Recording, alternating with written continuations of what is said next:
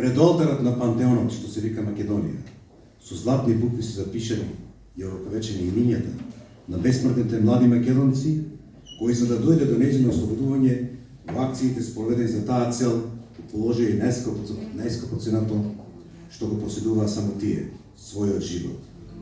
Во писмото на Петар Манџуков до Константин Кирков од 18 јуни 1898 година е наведено следното: ние сакаме да жртвуваме своји собствени, а не народни животи, за создавање услови за едно широко благостание и ослободување на нашиот народ.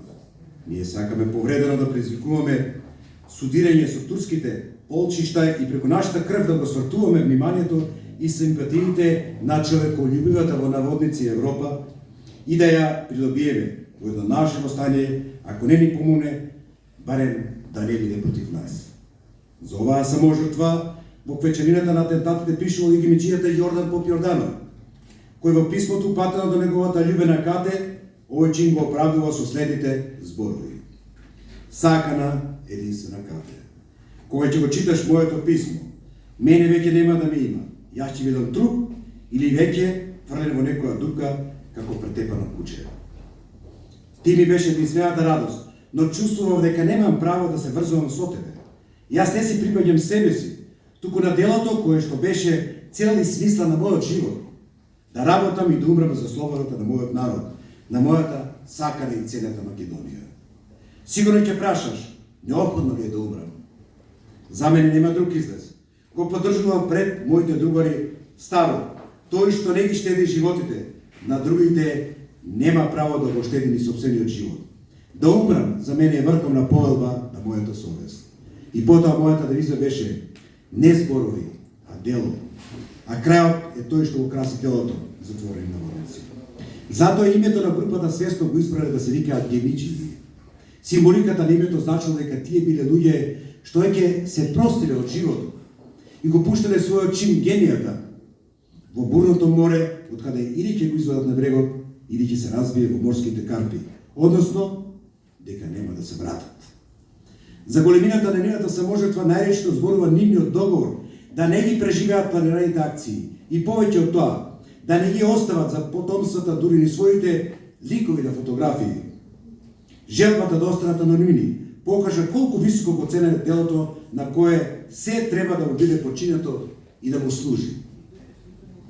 Проникнати со чувства на длабок хуманизам во текот на акциите во последните денови на април 1903 година, кога самите одеа да загинат, правеа се да се избегнат непотребни и невини жртви.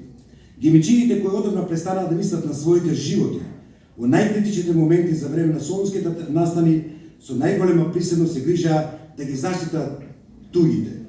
Непомирливи противници на секаков авантуризам и самолюбивост, тие се подадоа на смртта во цветот на својата младост.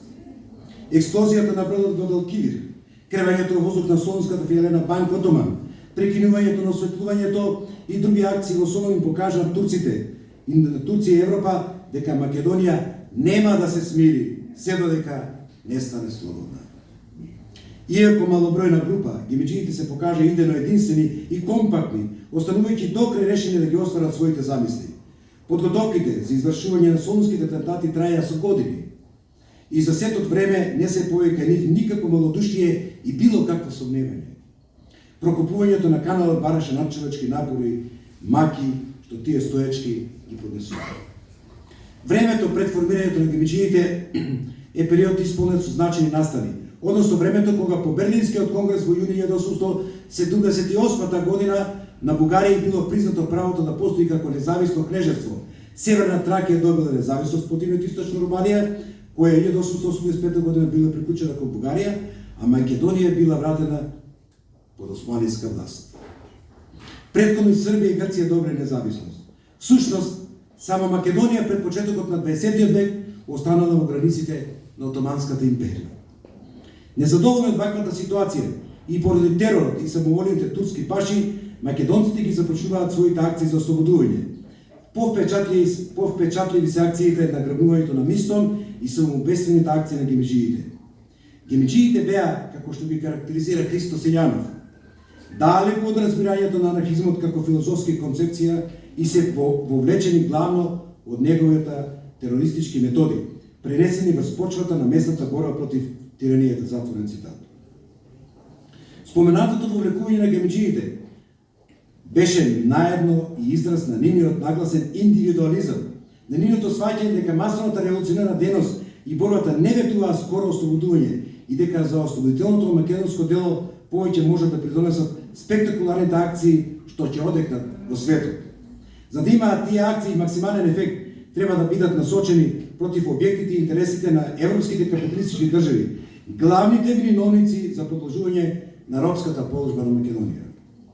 Иако гемиџиите идено се оформиле под влијанието на анархистичките и нихилистичките идеи, во своите револуционерни акции тие се разликуваат од анархистите во Европа.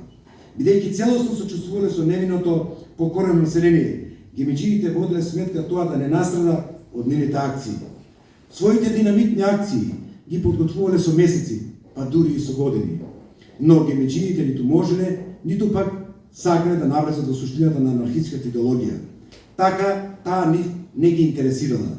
Тие биле преокупирани со прашањето на кој начин ќе може полесно, побрзо и со што помалку жртви да се извои слободата на Македонија и затоа биле свртени кон сите средства што според нив би требало да го остварат тоа. Повеќето од нив биле средношколци, кои доброволно се здружиле меѓу себе, формирајќи свој кружок. Те не и припаѓале на ниту една меѓународна организација или партија, ниту на внатрешната револуционерна организација.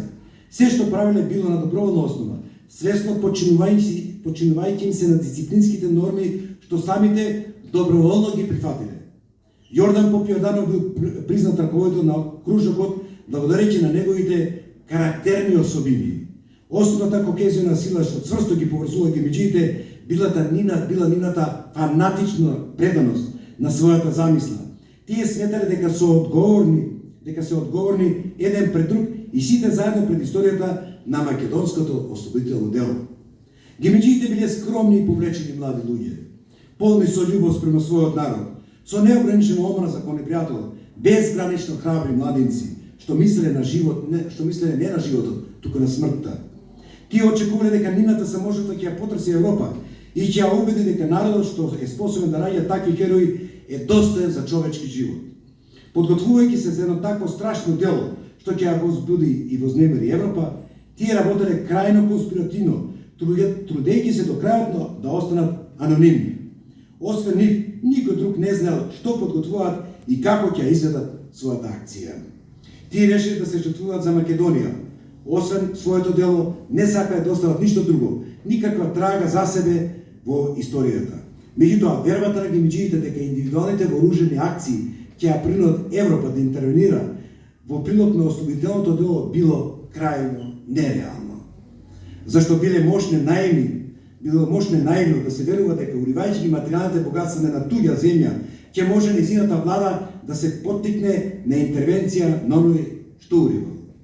Како што запишал Христо Силјанов, ја очекуваа слободата од интервенцијата на Европа, сваќаа значи дека револуционерна Македонија нема сили самата да излезе на крај со Турската империја и сепак веруваа дека европската интервенција ќе се предизвика полесно и побрзо преку терор против истите тие европејци, преку борба што со својата природа кај европејцот буди одвратност и која, третирана како анархистичка, беше поводна за најпакосната експлоатација на македонските борци од страната на непријателот.